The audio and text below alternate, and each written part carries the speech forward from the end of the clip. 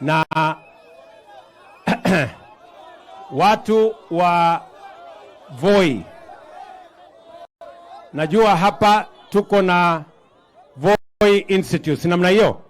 Na mnajua juzi tuli upgrade hii Voi School, sasa ni National University. Sindio? Na tumesema itaitwa Taita Taveta National Polytechnic. Ndio tuipeleke juu, ndio iweze kufanya kazi ya kusomesha vijana wetu, watoto wetu waweze kutufanyia kazi katika taifa letu la Kenya. Mwisho kabisa, mimi nataka niwaulize ndugu zangu watu wa Taita Taveta County. Masomo ya watoto wetu tukianza na university na hawa wa college mpaka primary school ni ya muhimu.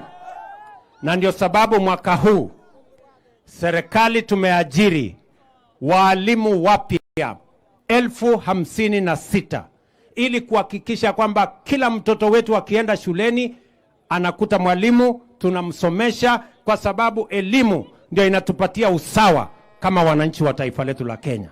So we are going to make sure that every child akienda shuleni